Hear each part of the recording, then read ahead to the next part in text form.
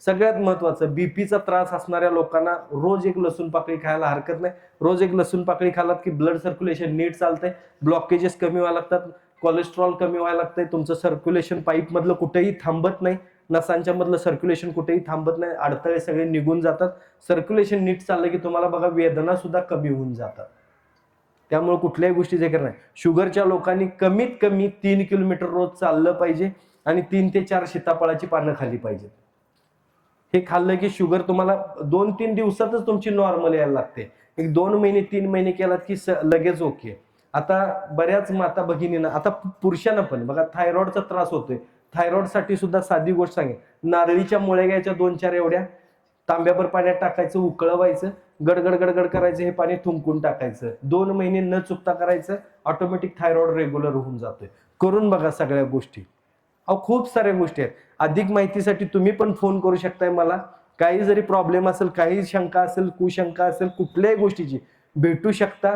माझी व्याख्यानं सगळीकडे असतात, त्यामुळे मी शक्यतो करून कसं असते, भेटायचं किंवा फोनवरती बोलायचं थोडंसं अवघड होते, तरी सुद्धा तुम्ही फोन करू शकता माझ्या इथं. मी जेव्हा अवेलेबल असेल तेव्हा माणसं तुम्हाला जोडून देतील, माझी माणसं तुम्हाला फोन जोडून देतात, तेव्हा आपण बोलू शकतोय, भेटू शकतोय.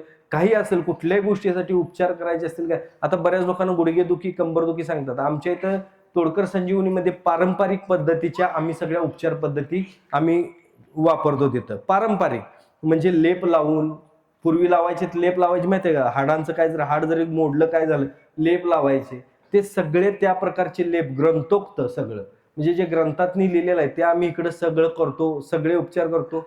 आयुर्वेदिक सगळे उपचार, कारण माझ्याकडे आयुर्वेदिक डॉक्टरांची टीम आहे. झालंच तर निसर्ग उपचार, आम्ही अशा सगळ्या गोष्टींचा उपयोग करून आम्ही लोकांना शक्यतो करून म्हणजे खूप कमी खर्चामध्ये आपल्याला बरं करता येतं. बरं का, प्रत्येक गोष्टीवरती तुम्ही बरं होऊ शकता.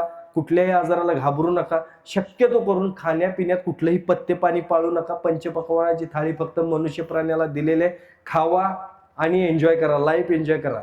पुढचा जन्म कुणाला माहिती आहे का? मागचा जन्म कुणाला आठवतोय का? हा जन्म माहिती आहे का नाही? आहे का नाही? हा, मग ह्या जन्मात जगून घ्यायचं, खाऊन पिऊन ओके राहायचं बघा. आणि कुठलं मरणाचं याचं टेन्शन घेऊ नका, कुठल्या आजाराचं टेन्शन घेऊ नका. तुम्हाला जर वाटत असेल तर एक साधा इलाज सांगतो. कर्ज काढायचं आहे ना, गाडी घ्यायची आहे ना, हलक्यातली घ्यायची नाही बघा, घेतली महागातली घ्यायची. 1/4 भरल्याशिवाय तर काय कोण देत नाही आपल्याला, बरोबर आहे का नाही? 1/4 भरायची, गाडी आणायची, पुजायला मात्र कुणाला बोलवायचं नाही, लय डेंजर असतात. या की वहिनी गाडी घेतली, वहिनीला अजिबात बघावलेलं नसते. वहिनी ती नाही टिकल्या लावायला, प्रत्येक टिकलीला शिव्या देते, मग त्याच्या गाडी वीज पडावी, हिची गाडी बँकेनं ओढून न्यावी, ह्याच्या गाडीचा ऍक्सिडेंट व्हावा म्हणजे प्रत्येक टिकलेला शिवाय. म्हणून काही नाही, पुजायची नाही, काय नाही, मस्तपैकी बघा बायकोला घ्यायचं, हिंडायचं, तिला म्हणायचं तू बी चालव, ती म्हणली येत नाही, कुठेही ठोक, फक्त कोणाला मारू नकोस म्हणायचं. असं पत्रे सगळे खाड खाड खाड खाड लोंबकाळायला लागली तरी रिपेअर करायची नाही. 3 महिने तुमच्याकडे बँक येत नाही, कुणी येत नाही. 3 महिन्यात नुसती तुबडायची, नुसती तुबडाई. 3 महिन्यांदा दारात लावायची. बँक आली की नाही, अहो काय हप्ते का भरले नाही, गाडी कुठं आहे, ने जा म्हणायचं. त्याने विचारच करायला पाहिजे, ही नवी. दादा एक काम करा, जमल तसं भरा. आता ती नेऊन कबाडा नेऊन काय करणार आहे ते, हो का? आणि जरी नेली तर लक्षात घ्या, बायकोची आपली हाऊस फिटलेली असते 3 महिन्यात, शेजाऱ्यांची बी इच्छा पूर्ण झालेली असते. ती म्हणलेलीच असते ही गाडी बँकेनं ओढून न्यावं, शेजारी बी खुश, बायको बी खुश. कर्जाचं काय बँक बघल, हाय का नाही? नाहीतर काय करायचं, आयुष्य जगायला बघायचं. बघा हे कर्ज म्हणजे जोक सपाट, पण कसं असते, कर्जाचं कशाला टेन्शन घ्यायचं, फिटत राहते, काम करत राहायचं. बघा कर्ज काढायची गरज लागत नाही असं मला तरी वाटतंय, बरोबर आहे ना? कुणी बरीच लोक डिप्रेशन मध्ये जाऊन आत्महत्या करायला बघतात. अरे पागल आहे का तुम्ही? मरून काय तुमचं काय फिटणार आहे? मागच्यानं ताप देऊन आणि जातात. ही लव फॅक मध्ये मरणारे एक लय आहेत बघा. कोणकोणते, कुठं कीटकनाशक पी, कुठं काय पी. अरे येड्या, ती प्याली का कवा? किंवा तिनं पिलं तर तू प्यालायस का कवा? दोघं कधीही पित नाही, त्या एकच पितय कुठलं तरी. लय लय ज्याचं असते का नाही तेच पितय, फुकट मरून जाते. काही काही उपयोग नाही बघा, काही उपयोग नसतो अशा गोष्टींचा. प्रेम करावं, मी काय नको म्हणत नाही. पहिलं आई वडिलांवरती करावं, आपल्या देशावरती प्रेम करावं. जीव द्यायचाच आहे ना, देशासाठी द्या. म्हणणार आम्हाला कोण मिलिटरीत घेतंय, राहू दे मिलिटरीत जायचं. अहो तुम्ही गावात सुद्धा सेवा करू शकताय. आता मी काय मिलिटरीत आहे का, पण करतोय ना सेवा. अहो सगळ्यात महत्वाची सेवा ही लक्षात घ्या. आरोग्य लोकांचं चांगलं ठेवणं खूप पुण्याचं काम आहे, हे लक्षात घ्या. आणि एखाद्याची वेदना आपण कमी करू शकलो ना, त्याच्यासारखी पुण्याई नाही. एखाद्याची वेदना बोलून करा. तुम्ही डॉक्टरच असायला पाहिजे असं नाही. एखाद्याला आधार द्या, निराधार करू नका. बघा खूप छान प्रकारे आपण आपलं आयुष्य जगू शकतो. बरीच लोक रिटायर झाल्यानंतर आजारी पडायला लागतात. काही नाही, आजपासून हसत खेळत आयुष्य जगायचं. फक्त एक दोन गोष्टी सांगेन, दोन गोष्टी सांभाळायच्या आयुष्यात. एक म्हणजे पोट आणि दुसरे म्हणजे डोळे. एक म्हणजे पोट आणि दुसरं म्हणजे डोळे. शरीर शुद्ध करून घ्यायचं, पोट शुद्धीकरण करून घ्यायची, म्हणजे 80% आजार निघून जातात. शरीर शुद्धी करायची असेल तर मी तुम्हाला 3 पर्याय सांगतो. पहिला पर्याय तो पंचकर्मा सेंटरमध्ये जाऊन. पंचकर्मा सेंटरमध्ये जाऊन तुम्ही तुमची म्हणजे पंचकर्मा करून घेऊ शकता.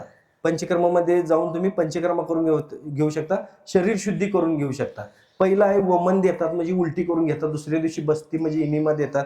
तिसऱ्या दिवशी पोटाचे मसाज, चौथ्या दिवशी पाठीचे मसाज, पाचव्या दिवशी डोळ्यात नाकात कानात सगळीकडे तेल घालतात, 6व्या दिवशी फुल बॉडी मसाज करतात, 7व्या दिवशी औषधी पाण्यानं आंघोळ घालतात आणि तुम्हाला 1,00,000, 1,25,000, 1.5 लाखाचं पॅकेज तुम्हाला देऊन मोकळे होतात. ज्यांना आवश्यकता आहे त्यांनी नक्की घ्या. नसेल तर घरगुती उपाय सांगतोय. 3 दिवस सलग ताक प्यायचं. भूक लागली ताक प्यायचं, ताण लागली ताक प्यायचं, रात्री उशालाच घेऊन झोपायचं. ताक हातावर जाऊ नका, नाही तर ही लय डेंजर असते. मला एकदा ही पुण्या मुंबईची माणसं लय डेंजर आहेत. अहो भीतीच वाटते मला कधी कधी त्यांचा फोन आला की. मला एकदा पुण्यावरून फोन आला, मला म्हणला शुक्रवार शनिवार रविवारी केलं तर, शनिवार रविवार सोमवारी केलं तर चालतंय का. मी म्हणलं करा की. म्हणताना मला म्हणते मध्ये रविवार येतो सुट्टी, आमच्या सौभाग्यवती मला एकच दिवस घेण्याचा चान्स देतात, रविवारी संध्याकाळी थोडी घेतली तर चालेल का. म्हणलं एक रविवार घालवा की राव. म्हणलं कशाला पाहिजे. नाही नाही बघा की वो चालत असेल तर. म्हणताना म्हणते मला नको अहो, एका रविवार नका, फक्त ताक प्यायचंय. भूक लागली ताण लागली ताकच प्यायचंय. मला म्हणते ताकात घालून पितो की. होय, आता काय सांगायचं, ताकात घालून प्यायला तयार झालं तर पिणार म्हणाल तर ते असं आहे. मुंबईवरनं एकदा फोन आलता, मला म्हणते आमच्याकडे गाई नाही म्हशी आहेत, मग म्हशीचं गोमूत्र पिलं तर चालेल का. म्हणून ती मुंबई पुण्या माणसाची भ्या वाटते मला.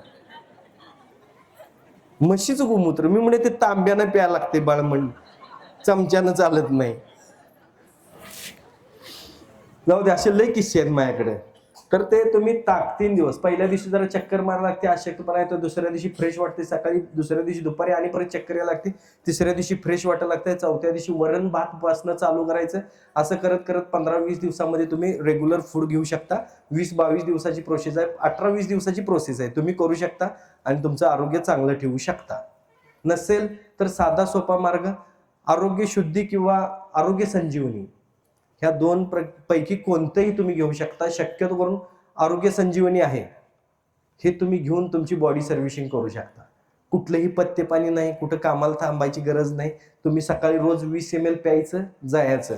दुसऱ्या किंवा तिसऱ्या दिवसापासून 1 स्ट्रोक मध्ये मोबाईलला पासवर्ड टाकायच्या अगोदर, कारण तिकडे जाताना माणसं आता मोबाईल घेऊन जातात, त्याला पासवर्ड टाकायच्या अगोदर खटाक दिशी कोटा साफ ते ठेवून लगेच धुवून यायचं, हाय की नाही. अहो लय असतात. माझ्याकडे परवा एक 25 वर्ष चालतंय, मला म्हणते काय सांगू कोटा साफ येत नाही. मी म्हणलं 25 तुला काय झालं, काय माहित नाही, किती वेळ लागतोय, 20 मिनिटं तरी लागतात. मी म्हणलं मोबाईल घेऊन जातेस का नाही, म्हणताना होय म्हणते. आता हे मोबाईल मध्ये मेसेज सेंड करत बसते, जे सेंड करायला गेले ते कर ना, मेसेज सेंड करायला लागला. अहो तिथं वेगळा सेंट असतो, ते थांबायचं असतं का, किती करायला. आणि म्हणते मला, मी म्हणलं मोबाईलवरती मेसेज सेंड करतोस का नाही, होय म्हणते. आणि म्हणते थोडा वेळ राहतोय, त्यात मी काय करतोय रील्स बघतोय, कारण तुम्ही हसत खेळत राहायला सांगितले. तिथं संडासात जाऊन कोण रील्स बघतं का हो. बाहेर बायको परेशान, हागा गेलंय का कशाला गेलंय कोण ठाऊक. असं लय डेंजर गोष्टी आहेत. तुम्हाला सांगितलं किस्सा ना, तुम्ही म्हणणार काय सांगायचे, असं असतंय का? अहो 7-7.5 लाख लोकांना भेटलोय ना, त्यात नसणारी रोग नसणारीच लय आल्यात माझ्याकडे. एक म्हातारा आता मला सांगा वय 75 आले, मला काय म्हणाले माहिती का, मी एकदम फिट अँड फाईन आहे, मी योगा वगैरे करतोय, सगळं ओके आहे. मग काय झालंय, काय आहे, माझी लघवी फोर्सनं होत नाही. मी म्हटलं पायावर पडते का? नाही नाही, पुढे जाते की. मग अजून पुढे पाहिजे का? तुला काय कुठे गाड्या धुवायला जायचंय, काय करायचं?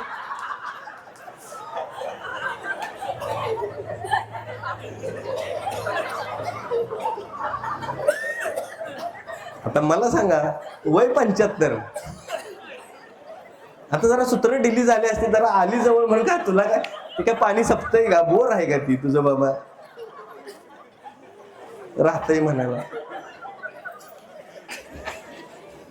मी म्हणलं काय पोटात दुखतंय काय? नाही नाही, पोटात दुखत नाही, पायावर सूज नाही, उलटी नाही, म्हणून काही सुद्धा नाही. मग काय झालंय, फक्त काय होतंय, लघवी फोर्सनं पाहिजे. मी म्हणलं ठीक आहे बाबा, म्हणलं पण कशासाठी, काय पाहिजे तुला, कशासाठी? नाही नाही, अहो म्हणलं वय 75, आता सूत्र ढिली झाली असतील, जरा आला असेल कमी, म्हणलं त्रास नाही ना, मग कशाला काय घेऊ नका म्हणलं. नाही नाही, तसं कसं मला फोर्स, अहो पूर्वी कशी, अरे पूर्वी तरुण होतास, मला तशीच पाहिजे. पूर्वी मी लाख रुपये खर्च केल्यात, मला बी जरा राग आलता. मी म्हणलं कशाला लाख रुपये खर्च केलंस, 2,000 रुपयाचं बारकं मोटर बसवलं असतंस, बटन मारलं, पाहिजे तेवढा फोर्स, पहिल्यापेक्षा पण लांब. डेंजर लोक. आणि अहो असं लय असतं, हे का रोग आहे का सांगा मला, नाही खरं सांगा रोग आहे का? अशी डेंजर माणसं अनेक आलं होतं मिलिटरीला, आर्मीतलं, मी एकदम फिट अँड फाईन आहे, मी एकदम ओके आहे. मग काय झालं, माझ्या लघवीच्या पिशवीमध्ये लघवी साठते, मग मसाले ताक साठी तू काय पाहिजे तुला, ती साठणार, सिग्नल दिला की त्याचा सेन्सर लागला की ती येणार, जा आणि सोडा नाही की मोकळा. नाही नाही तसं नाही, वय 82 होतं, म्हणते मी 82 वर्षाचा आहे, माझ्या लघवीच्या पिशवीमध्ये लघवी साठते. मग काय पाहिजे काय तुम्हाला? काय नाही, मला त्रास वगैरे काहीच नाही, मग पण माझ्या लघवीच्या पिशवीमध्ये लघवी, मग त्रास काय होते? काही होत नाही, माझ्या ह्या पाईप मधून भरत भरत वरती येते. आता इकडे धबधबा सुरू होतो का विचारलं नाही, तसं काय नाही हो, पण पाईप मधून भरून येत, असं कसं येईल हो पाईप मधून भरून, खरं सांगा, म्हणजे मला हे समजलंच नाही. मी म्हणलं बरं तुम्हाला काय वाटतंय का, त्रास काहीच नाही, पुढे जाऊन माझ्या किडन्या फेल झाल्या तर, अरे आता लाकडं रचली तिकडं स्मशानभूमीत, 82 वय झालं तर जायचं तिकडं, आता काय बघितलं की सगळं, बरोबर आहे का नाही? माणसं काही गोष्टी मान्य करत नाहीत, म्हणून रोग जास्त आहेत बघा. काही गोष्टी आपण एक्सेप्ट करायचं, होय बाबा हाय म्हणायचं, ठेविले आनंद ते म्हणायचं, पुढे चालायचं, बरोबर आहे का नाही? तर चला, पहिली गोष्ट म्हणजे बॉडी सर्व्हिसिंग करून घ्या. आरोग्य संजीवनी सगळ्यात बेस्ट आहे, कुठलंही पथ्य पाणी नाही, काही सुद्धा नाही. आणि दुसरं, डोळे सांभाळा. डोळ्यांसाठी ना तुम्हाला का मी सांगतोय माहिती का, कारण डोळे ही साधी सुधी गोष्ट नाही. तुम्हाला जर बघायचं असेल नेटवरती बघू शकता तुम्ही, गुगलवरती टाका, तुम्हाला लक्षात येईल. मी सांगितलेलं पटणार नाही म्हणून मी गुगलवरती टाका म्हणून सांगतोय. आपल्या डोळ्यांमध्ये आपल्याला दिसण्यासाठी, हे जे तुम्ही एवढी लोक दिसताय, मला कलर ओळखतात, लाईट वगैरे हे ते सगळं दिसतंय ना, ह्या हालचाली वगैरे दिसतात, तर हे तुम्हाला माहिती आहे का, यासाठी 40 लाख भाग काम करतात. किती? डोळा केवढा आहे बघा, त्यानं बनवताना किती बनवलंय सूक्ष्म, बरोबर आहे का नाही? 40 लाख भाग काम करतात, तेव्हा आपल्याला हे दिसतंय. आणि हे सांभाळणं खरंच खूप गरजेचं आहे. कारण काय झालंय, हल्ली मोबाईल, टीव्ही, तुमचं स्क्रीन टायमिंग खूप वाढलंय, त्यामुळे डोळ्यांवरती खूप इफेक्ट व्हायला आहे. मला भीती वाटते की आणि काही वर्षानंतर सगळी आंधळीच जन्माला येतात का काय कोणास ठाऊक. कारण पूर्वी शाळेत कुणाला तरी चष्मा असायचा, आता बघितलं तर कोणतरीच मोकळा आहे, नाही तर सगळ्यांना चष्मा आहे. सर बरोबर आहे का? शाळेत मुलांना किती चष्मे आहेत आता?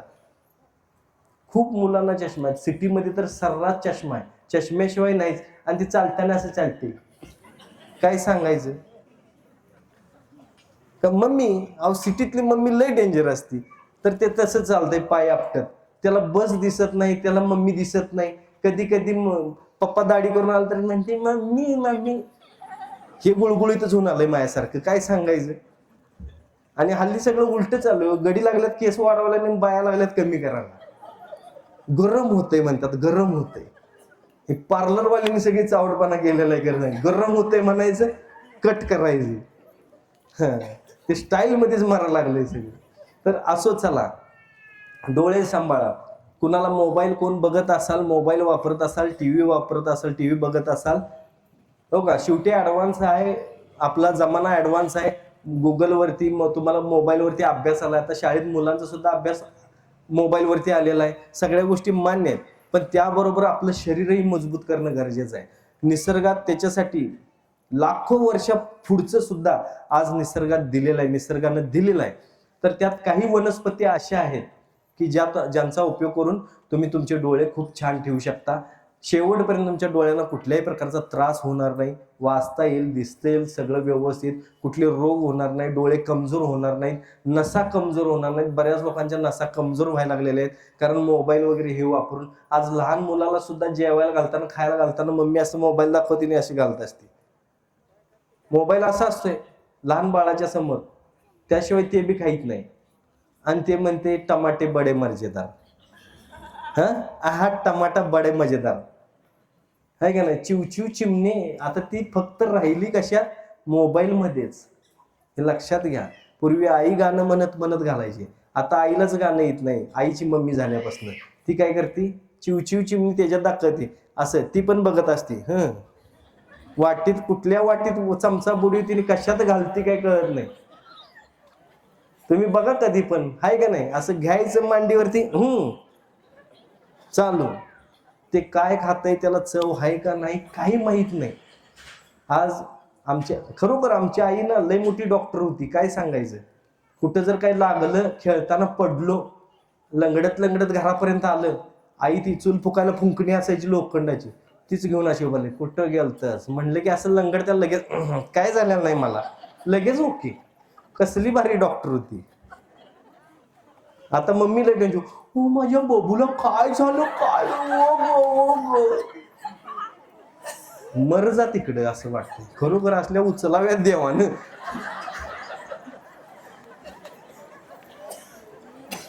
डोळे सांभाळा. खूप साऱ्या वनस्पती आहेत, त्यांचं प्रमाणबद्ध. मी बऱ्याच लोकांना तुळशीच्या पानाचं सांगतोय, बऱ्याच लोकांना मी संत्र्याच्या सालीचं सांगतोय. करायला जमत असेल तर संत्र्याच्या सालीचा काढा करून तो बरोबर व्यवस्थित वस्त्रगाळ करून डोळ्यामध्ये सोडायचं, डोळे चकचकीत होतात. नसेल तर तोडकर संजीवनीचं दृष्टिबल म्हणून आहे, दृष्टिबल, हे तुम्ही घ्यायला हरकत नाही. दृष्टिबल म्हणजे तुम्ही मोबाईल वापरा, टीव्ही बघा, काही कुठल्या गोष्टीचा तुमच्या डोळ्यांवरती साईड इफेक्ट होणार नाही. त्यासाठी दृष्टिबल खरंच खूप महत्वाचं आहे. डोळ्यांबद्दल मी सांगायची आज काही गरज नाही, कारण डोळे प्रत्येकाचेही स्क्रीन टायमिंग वाढल्यामुळे खराब व्हायला लागलेले आहेत. मोबाईल वापरा, टीव्ही बघा, पण त्याच्यापेक्षाही तुम्ही दृष्टिबल घ्या. दृष्टिबल घेऊन काही करू शकता, हे लक्षात घ्या. आणि जर काही शंका असतील तर नक्की या फोन नंबरवरती फोन करू शकता तुम्ही. परत एकदा आपल्या सगळ्यांचे मनपूर्वक आभार व्यक्त करतो आणि फोन करायला विसरू नका, इलाज विचारायला विसरू नका. थँक्यू.